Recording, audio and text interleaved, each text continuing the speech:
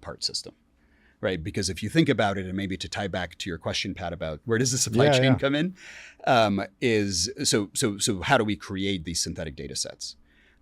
So if you have 1 million unique parts in a system, in order to compose, to kind of span the design space and create, a very large number of adjacent systems and some far away systems, you need a catalog of components, a catalog of component models, and some rules by which you can compose those components into systems.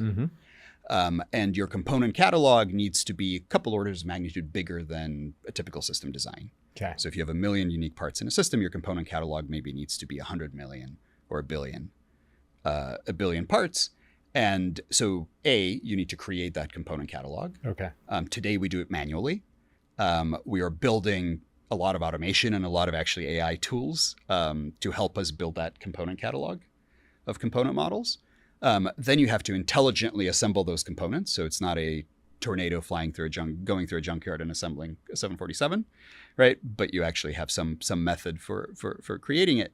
And then you have to simulate each of those and get a performance vector, right? That's the training data set. And so it's supply chain informed because in theory, all of the components in your catalog either reflect a real component in the supply chain, or you can introduce hypothetical components, right? Because sometimes innovation is not just assembling things that exist, but saying, hey, I need a new motor, or I need a new compressor, I need a new this, or new that, right? And so you can introduce new components that don't exist, but you know what those are and how you plan to get them. Yes. Right. So that's what we mean by supply chain informed, and physics based means that the rules of composing those components model all of the relevant modalities of interaction that you care about, the phenomenology of how they interact, and that the designs that are produced are in fact realizable designs.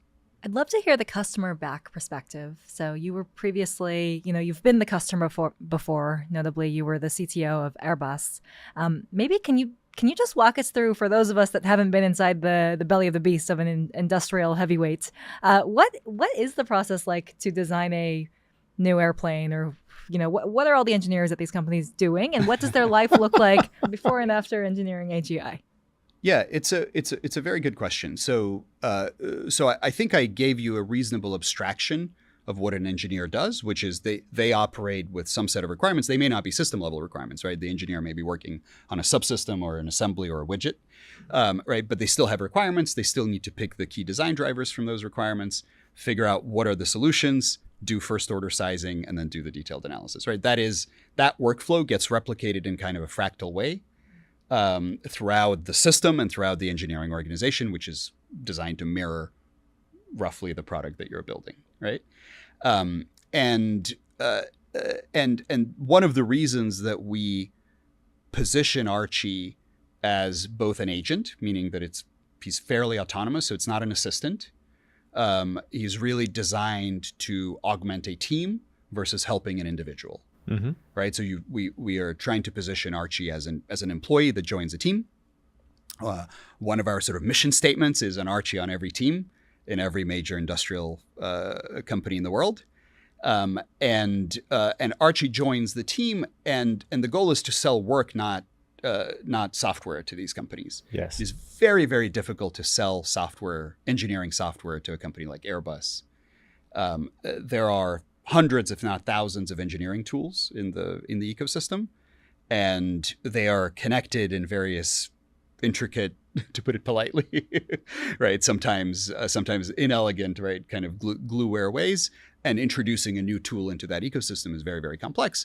On top of it, the labor budget of these companies is much bigger than the methods and tools sort of software budget.